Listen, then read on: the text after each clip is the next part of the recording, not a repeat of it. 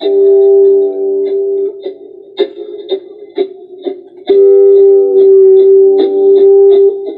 you ready for the two brightest minds on the planet? Are you ready to join in deep conversation and get the answers to all things? Sit back and enjoy the Mike and Brian Show.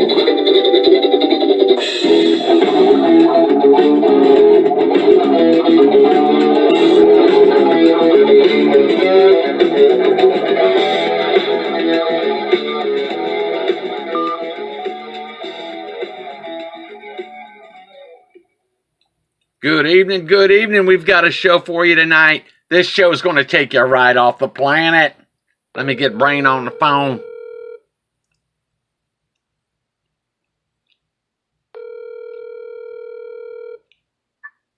Hello. Brain.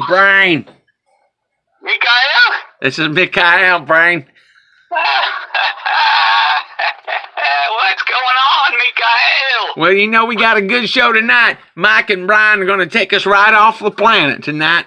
Going to discuss whether we living on a spinning globe ball that's traveling through dark outer space, or whether we live on some kind of a flat plane under a firmament dome, like it says in the Bible. I know I've seen that in the Bible before. Well, that's going to be interesting as hell, I think. I think so, too. And we got a special guest caller come in. Why don't you give him a call? His name's Chris. He's one of our first callers, one of our first fans, and he wants to be on the show. So why don't you go ahead and bring him on in? All right, I'll give him a call here. Hang on a second.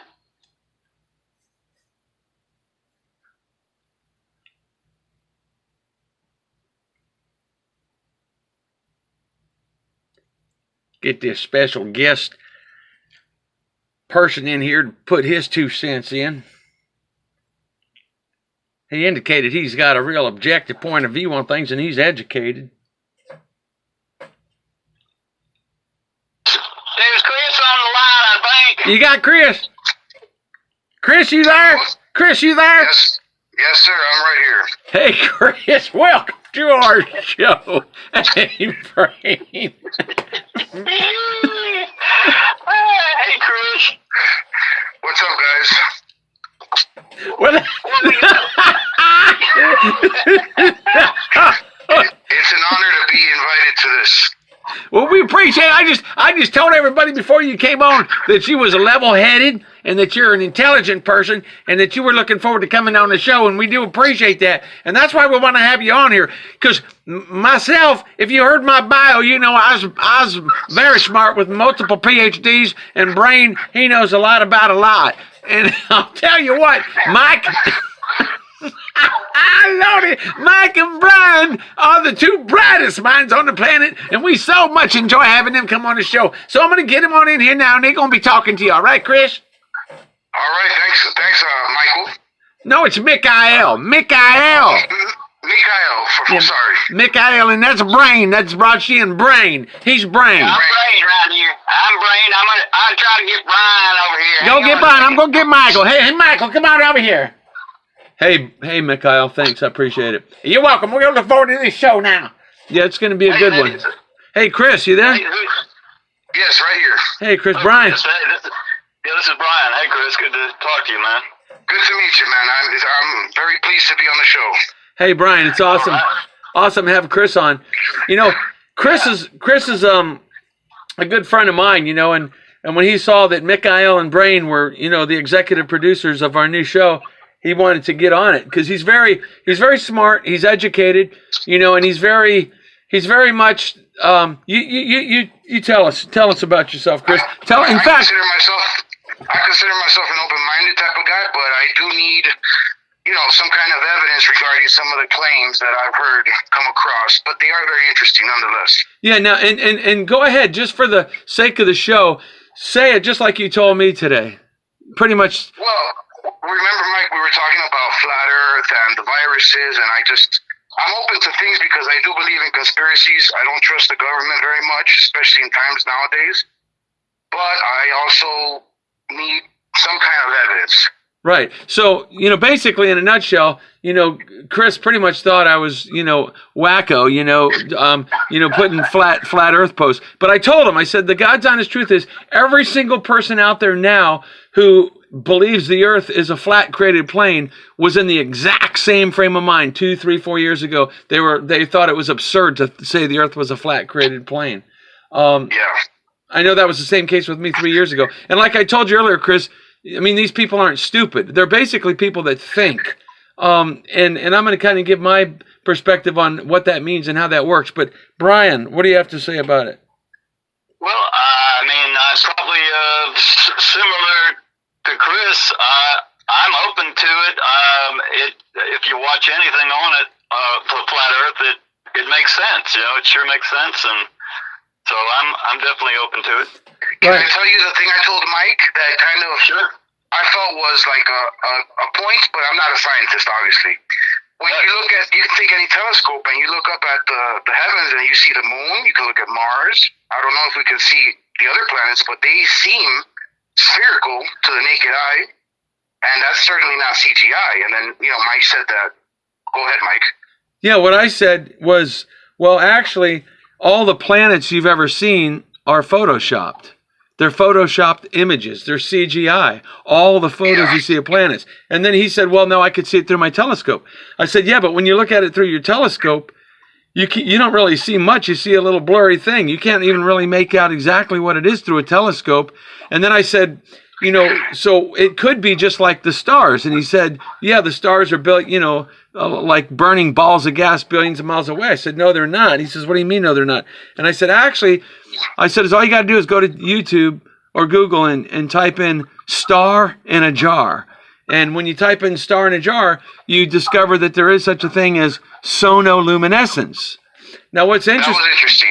Yeah, very interesting, yeah. Yeah, and what's really interesting about sonoluminescence, because again, there's a time when I didn't know about that either, right? So when I discovered sonoluminescence, and it's all based on frequencies and vibrations, and just by putting, not energy, not an electrical current, just by putting the right vibrational frequency into water, it creates literally a burning star. It creates a little mini burning star in the water from a vibration.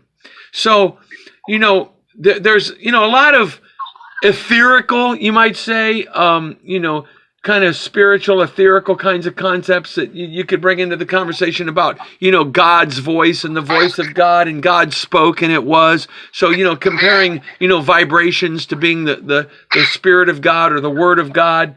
But ultimately go ahead. I'm sorry to interrupt. May I say I do believe in God. I'm a spiritual person, but, I take it, not literal, shall we say. Sure. Okay. And that's probably consistent with, the notion. Yeah, consistent with the notion I would assert that would be to say, what I was about to say just before you said that was what this really comes down to is the God question, frankly. And then because of the point you made, I would assert that, there's different takes on what that means, right? Because you have religious people that could actually be a turnoff to a lot of people. A lot of people are turned off from God because they're turned off by religion and turned off by religious people. So you'll have people that just say they're spiritual, or, well, I'm not religious, but I believe in God. And you have other people that, will say that they're Christians or they're Muslim, and, their book, the Quran or the Bible is the perfect word of God. And we could have a whole discussion on that. Ultimately, people are going to believe what they believe. And that is what really becomes a focal point of what Brian and I have been discussing a lot lately, even regarding viruses. With all this stuff that's going on, which we, are pretty, we're certainly of the position that it's a hoax, that it's a scam, that it's not legit what's going on. And there's other reasons for it other than what you're hearing through the lying, mainstream fake stream media, May I ask for the viewers, what do you guys think that virus is? Well, I'll tell you that Brian was the one that told me years ago, Mike, there's no such thing as a virus. And I said, that's ridiculous. And I thought he was crazy. And then I said, of course there is. And he laughed at me, And then it was in my mind over a couple years' time when I gave it some thought, but I didn't really look into it until, over the last few months because of everything that's, was gradually creeping up to what it is now. I started looking into it intently. And not only finding other, YouTube videos of other individuals on YouTube that post their background and their experiences and their views, but just doing, informational-based Google searches. Most people don't realize, well, let me say what most people, I think, generally think of a virus as being. And, granted, for all those people out there that would be listening to this that are, high on their horse with their academic background because they went to a university or college and maybe they were a little more studious in school, they might say, no, I've always known that a virus is a non-living dead particle. Well, goody for you. The majority of people, and it doesn't mean they're stupid or they're ignorant. No, they don't know. And it doesn't mean they're even uneducated, right? They could have a high school diploma. They could have, some degree of college, where it's their position that that's something they never looked into and basically just understood throughout their life the images they see of a little green or red blob with eyeballs and little spikes and it's moving around, so that certainly gives the impression of a living organism. So that's a far cry. The imagery they give us is a far cry from a non-living particle. In fact, Brian and I just did a video on this the other day, but I guess for the sake of this conversation we're having, I could, I'll just pull up real quick to make the point again, and you'll see it when you're watching this video, and other people will.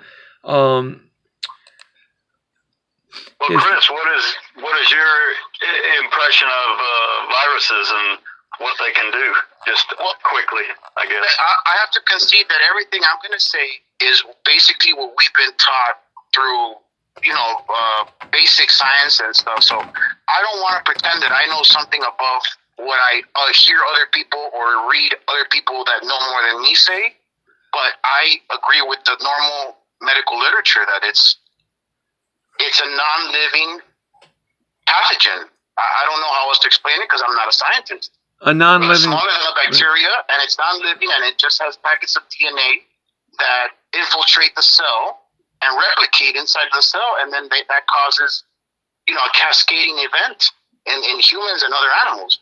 That's as far as I understand. That was actually well stated, and what's significant about what Brian, go ahead. You get on that because I have something to say, but you go ahead, Brian. Well, no, that's probably what most. I mean, more than you stated more than most people. Yeah, there you go. There you go. Yeah, so you know a lot about it, and most people don't even know that. They just kind of think, okay, it's just something that is sinister, and it takes over the body and hurts it. And that's about all they know, probably.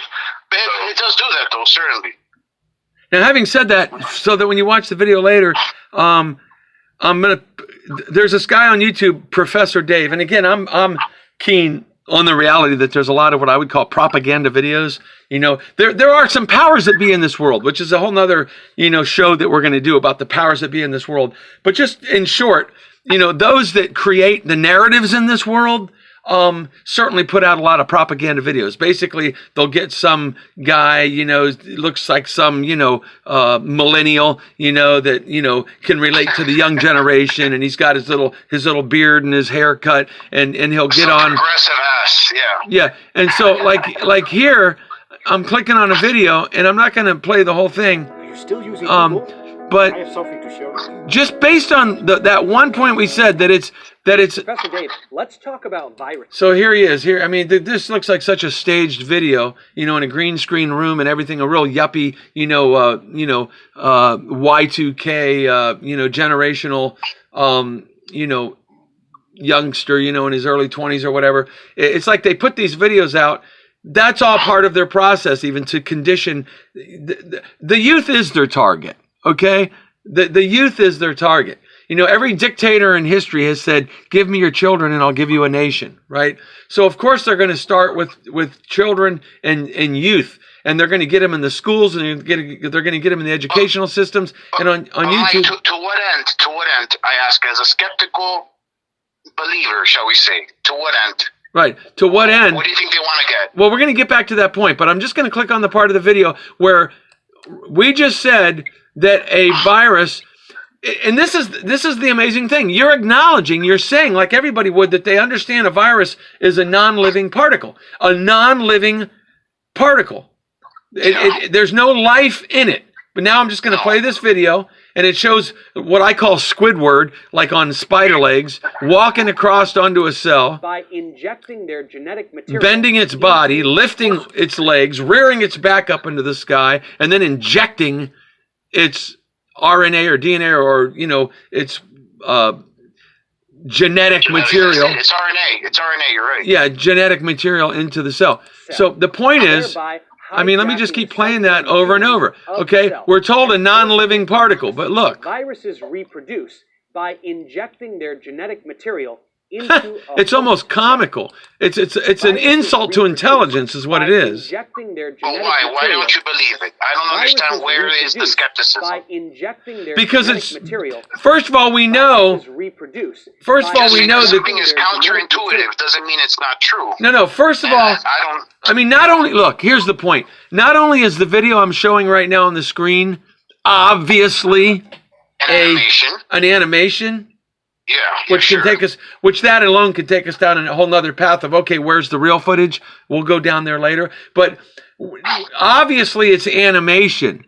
But the animation itself is incongruent with and inconsistent with saying a non-living organism. A non-living organism does not walk around, rear its back up, and drive a spike down into something. That's not the actions of a non-living particle. Okay. Have you studied virology? Because I haven't, and I don't know that I could elaborate on that. That's something beyond the scope of what I understand. Right. Well, there you go. And now you're getting to the point of where Brian and I are getting to, and that is, hey, people, stop just believing what you're told just because you're told it. Let's get down and dirty here. I told Brian when we first started doing these videos, I'd be a biology professor's worst frickin' student, or a chemist's worst student, because I'm the proverbial why? Show me, prove it, why? Most people don't think that way, which as a result, they just kind of go through life following the Pied Piper. They're just believing what they're told, and they do what they're told. They're sheeple. Well, the thing is with the viruses, you kind of have to go along because there's no way you can look, personally under an electron microscope and see what the experts are seeing. So you have to kind of accept it. I concede that. That's true. If there is some kind of global conspiracy, we've been shambled. We've been bamboozled. But I mean, there must be. All right, let's address that then. Let's address what because this applies to the flat Earth. It applies to viruses and it applies to flat Earth. So what would the big bamboozle be? What would the big conspiracy be? It's simple. God or no God. Now let me clarify that. Not just God because somebody says, "Oh, I believe in God," because we could talk about the whole concept of what that word even means. Yeah, and we could use examples of, people talk about how bad Hitler was, but I've seen videos of Hitler with little children on his lap with a smile on his face, bouncing the children on his knee. He looked like a regular, normal guy to me, So the point being, is he a monster? Or was he a human being who just had a different view on things and tried to approach things differently? And again, on that note, that's a whole nother show we could do. Because I'm not going to say one way or the other. I'm going to say they do create history for us. They do create. Don't waste good topics like that. Right. Keep it. Right.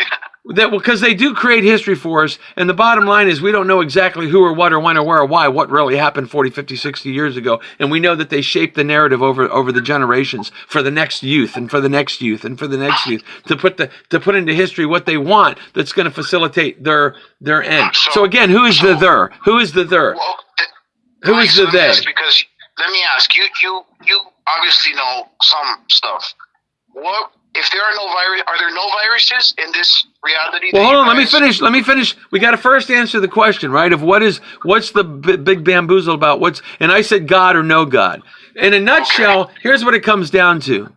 Chris, if you want to if you got a piece of paper, take a couple notes, and we'll get back to the questions that you're raising. Okay. Okay. Now, we're either here's what it comes down to. We're either here by creative design, meaning God, or we're not, meaning that the whole quote unquote scientific community theory. Let's look at that. What is the basic scientific theoretical concept of our existence? A big happenstance bang that just happened billions of years ago. Let's exclude God. Let's exclude a creator. There just happened by happen chance to be some big bang, and then they get all screwy with people's minds and say, actually, they'll get these. What's that Japanese, guy that's always on television? Michio Kaku. Yeah, they'll get people like him saying, with his little smirky looks, well, actually, the Big Bang was about the size of an atom, believe it or not, and that atom expanded into... So they start talking all this bullshit, like ridiculous conjecture and speculation. Michael, hold on. I don't know about that stuff deeply, but they do that because they work backwards. They understand that planets and the universe expands continually, and if you go back in time, you're right, it's an assumption, but it's the idea that if you go back in time long enough, it's concentrated into a pinpoint. Right, but I would argue that might be God. Why can't that be God going, snapping his fingers and saying, here's light? Why? Right. So, and that's the point we want to address. I believe God and science can coexist in reality, and in my world it does. God exists, right, and there is science, right, and that's a consequence of God, right, and that precisely ties in to what the big bamboozle is. With that, by taking that route, you're taking the route of them having total control over you. They create the narrative of everything for you because they will not only ridicule and scorn and criticize and laugh at and call names to those that don't adhere to that, but they will take the example I'm giving, right, of because we can address your point. I've been there. I know what it means to say, well, gee, what if evolution is the way God made life? God created this big evolutionary kind of thing, and man evolved from apes, but that doesn't take away from God. We can still believe there's a God. He just used big universes and a big bang and evolution and let humanity come by way of evolving from apes, from amoebas into fish, into land dwellers, into monkeys, and man evolved.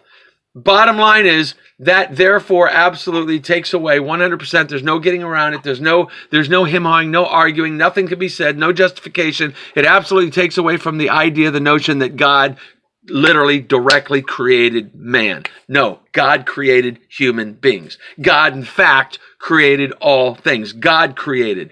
God can speak and it can be done. God can from nothing can come something. So what we're talking about, we're not talking. Wait, now listen. You're going to turn off viewers. Hold on, but I have to bring a little bit of sense. Okay, go ahead. I would say, even if God exists, and even if I were to concede, or everyone were to concede and say, okay, God exists, there's no evolution, how do you explain transitionary animals? Like what are those little fishes the mud skippers that they fuck around on land and they're in and out of water? How do you transitional species like a seal? A seal is a transition between a land animal and will eventually turn into like a whale or a dolphin. An otter is a transitional animal. No, it's not. Notice everything you're saying is an assumption. Who's to say it's? It is. You're right, but it's an assumption based on evidence. No, it's an assumption based on non-creation. It's an assumption based on evolution versus non-creation. In other words, God created all of them, but they are changing. They are morphing, just like anything, right? Nothing is static, for fuck's sake. We got to talk real. I believe in God, and I don't think that detracts from anything science-based. I really don't. And I could, Brian, any ideas? I'm spitballing. Well, you guys that's good stuff. I mean, going back and forth, I'm just listening and trying to find a place to step in here. Do I sound unreasonable? No, you actually sound... No, you don't. No, you don't sound unreasonable at all. You sound very mainstream, you know? You sound very much in line. Guilty. Fair enough, guilty. Yeah. But it's what I know. I mean, I gotta go on evidence. If right, you so tell me let's... God created everything, show me evidence. Right, Give me something. Right, so let's back this up again. This is good because we're peeling away the layers of the onion here. Because what we have to do is go back to square one again, where we said it's either about a happenstance Big Bang or direct literal creation. Now we can split it. Okay, creation could just as well mean that God, created a Big Bang and let evolution come about. But now you instantly have two directions, two avenues. One that's saying that there's a God, but he created evolution and let everything just evolve. And the other saying, no, God created everything directly and literally. So right there is a point at which a person has to say, is essentially which is true, right? Which one is true? Did God create a Big Bang and let everything evolve, or is God a literal creator who created human beings and God can do anything? And the little mudfish that goes on land and water, creator made that. It's not a halfway evolutionary species. It's a creature that the creator made. The creator made all things just as they are. Do you guys believe in dinosaurs or not? I personally believe that the whole dinosaur thing is a myth. There's plenty of proof of that in the sense that there are highly, highly, highly sophisticated, skilled artists and architectures that work with their hands that can sculpture literally anything. And there's absolute concrete witness testimony and evidence of back on a particular place. And I'm just regurgitating based on memory. I don't have all the facts in front of me to convey.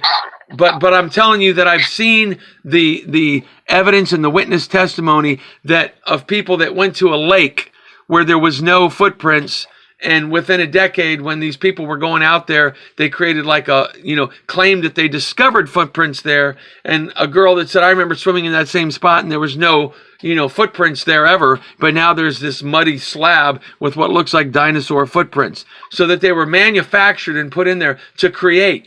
Now, when you bring up a point like that and they get caught on it, then they'll even admit it and say, oh, yeah, well, of course, things like that have happened. People have tried to pull hoaxes. But then they'll come up with something else and something else and something else. I think that there's more evidence that it's a fabrication than there is that it's real. I haven't looked enough at it, Chris, to even say on that, but I'm a dinosaur believer just because I haven't seen the other side of it. Okay, cool. Can I play devil's advocate and speak for, let's say, viewers that will hear this? They would say, for example, you guys make great points on certain things, but then when you go off on these weird tangents, it muddies the water. I can't take you guys seriously if you're going to say, evolution, dinosaurs, the world is flat. What if you guys have a real conspiracy on your hands, and you guys have pinpointed it, and you guys are giving the idea to even question these ideas, these thoughts, but then you muddy the water with these weird, esoteric absurdities that you're like, come on, guys.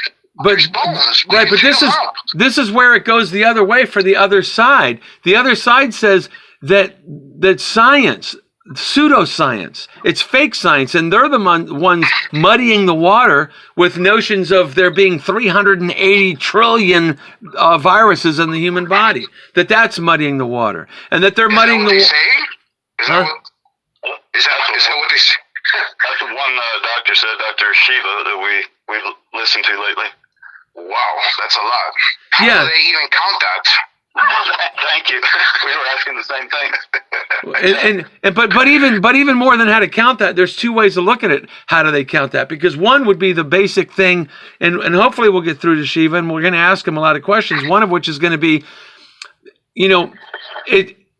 what I've heard and seen, I guess we could try to, validate it. I don't believe there's any need to have to validate it, but what I've been told and seen and heard, and I guess we can use a calculator to test it, the premise, but that in 1 trillion seconds, 1 trillion seconds is 37,000 years.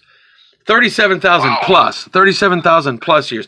Now, anybody that hears this that wants to challenge that or test it, if I'm wrong, go ahead and post it that we're wrong and put the right figure. And I'm not putting an exact figure. If it ends up being something far, far, far less, like thousands or tens of thousands less, surely post it. I'm not talking about within tens or hundreds, or even 1,000 or two. But a trillion is 1,000 billion. That's what I understand.